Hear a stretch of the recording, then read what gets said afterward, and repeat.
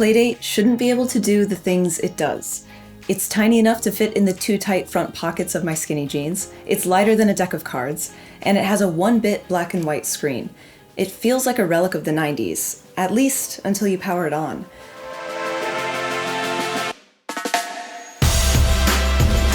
Playdate supports smooth, densely pixelated animations, it connects to Wi-Fi, and it has a library of exclusive games from top-tier indie developers, all available for free.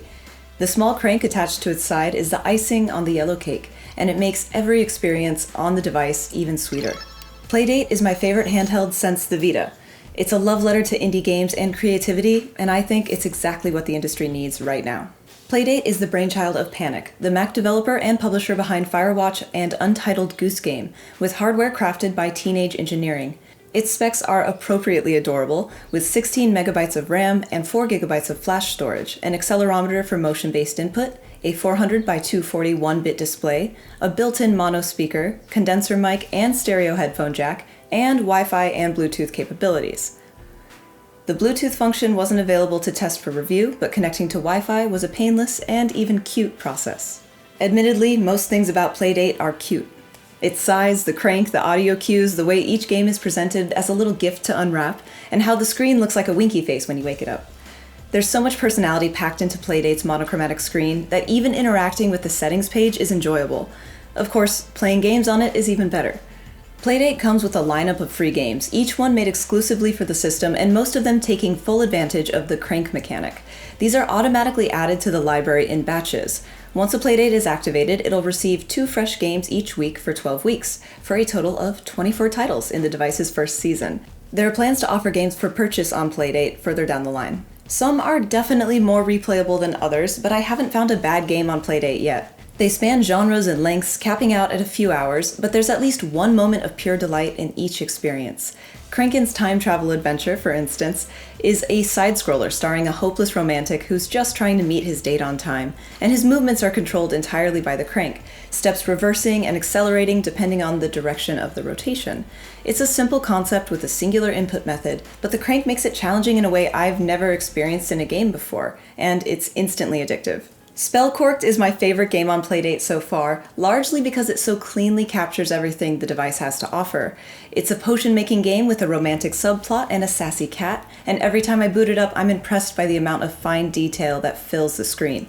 It has dialogue, character icons, an email interface, and environments filled with spiderwebs and knickknacks, but nothing gets lost visually. Each frame is crisp, and the actual potion-making process involves every input method the Playdate has to offer. Pressing buttons while turning the crank to grind ingredients, lining up a blade with the crank and chopping in a back-and-forth motion, and tilting the entire device to the side to pour a finished potion into a vial.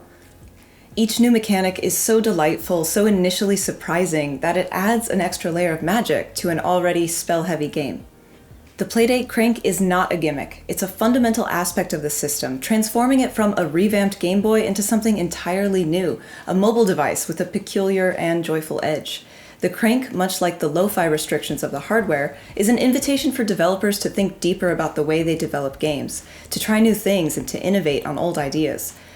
Playdate's first season is already filled with fresh concepts. I haven't felt this spark of intrigue from a handheld since my fingers brushed the back of the Vita for the first time. This kind of creative thinking naturally bleeds into the wider game development cycle, with designers testing out weird mechanics on the handheld and then transferring these concepts to traditional consoles, PCs, and phones. The Vita eventually transformed into the DualSense, for instance, and developers of all sizes regularly find wells of inspiration in new input mechanics.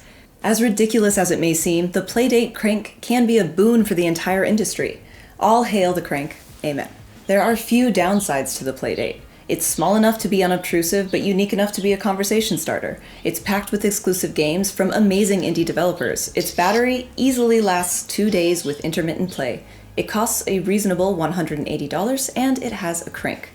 My one complaint would be screen brightness. It's not backlit, but instead uses a super reflective system that requires light in the room to play, and at times the screen appears dull.